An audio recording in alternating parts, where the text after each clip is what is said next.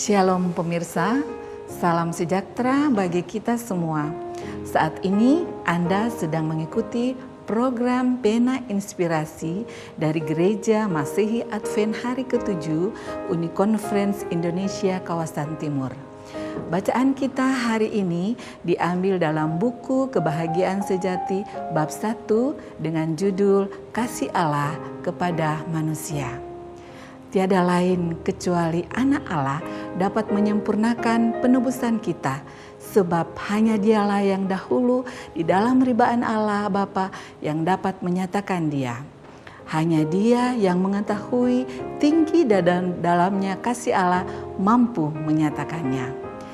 Tiada yang kurang daripada pengorbanan yang tiada batasnya yang dibuat Kristus untuk manusia yang telah jatuh ke dalam dosa, dapat menyatakan kasih Allah Bapa kepada manusia yang sudah hilang. Karena demikianlah Allah mengasihi dunia ini sehingga dikaruniakannya anaknya yang tunggal itu. Dia mengaruniakannya bukan saja supaya hidup di antara manusia, untuk menanggung segala dosa-dosa mereka dan mati sebagai korban mereka. Dia mengaruniakannya kepada bangsa yang sudah berdosa. Kristus harus menyamakan dirinya sendiri dengan kepentingan-kepentingan sendiri, keperluan-keperluan umat manusia. Dia yang pernah satu dengan Allah telah menghubungkan dirinya sendiri dengan anak-anak manusia dengan ikatan yang tidak akan pernah dapat diputuskan.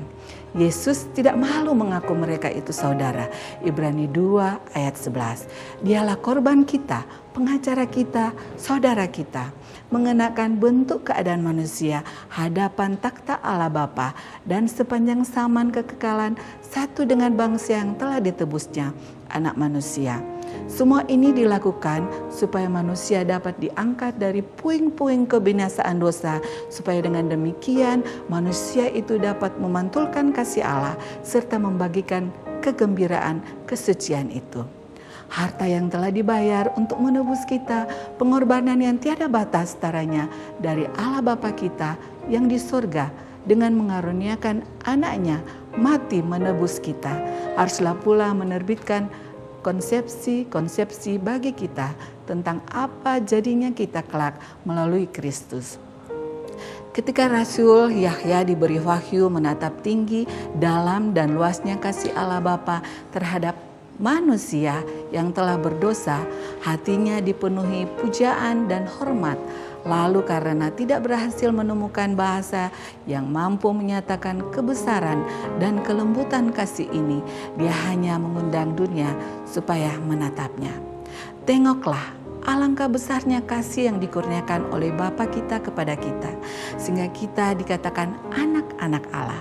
1 Yahya 3 ayat 1. Betapa ayat ini memberikan nilai kepada manusia dengan pelanggaran anak-anak manusia menjadi milik setan. Dengan iman di dalam korban grafirat Kristus, anak-anak Adam dapat menjadi anak-anak Allah. Dengan mengadakan keadaan manusia, Kristus meninggikan manusia. Manusia yang sudah jatuh itu ditempatkan di mana? Melalui hubungan dengan Kristus. Mereka sesungguhnya dapat layak disebut anak-anak Allah. Kasih yang demikian tidak bandingannya. Menjadi anak-anak Raja Surga, janji yang amat mulia, inti yang paling perlu direnungkan. Kasih Allah yang tiada taranya bagi satu dunia yang tidak mengasihinya. Pikiran ini mempunyai satu kuasa yang menakutkan jiwa dan membawa pikiran takluk kepada kehendak Allah. Semakin kita mempelajari sifat Allah di dalam terang salib itu, semakin kita lihat kemurahan, kelembutan, dan keampuan yang dipadu dengan keadilan. Dan semakin jelas pula kita memperhatikan bukti-bukti satu kasih yang tak terbatas dan tiada taranya, serta belas kasihan yang penuh kelemah lembutan melebihi kasih seorang ibu kepada anaknya yang tersesat. Demikianlah bacaan kita untuk hari ini. Semoga kita diberkati melalui tulisan yang diinspirasi.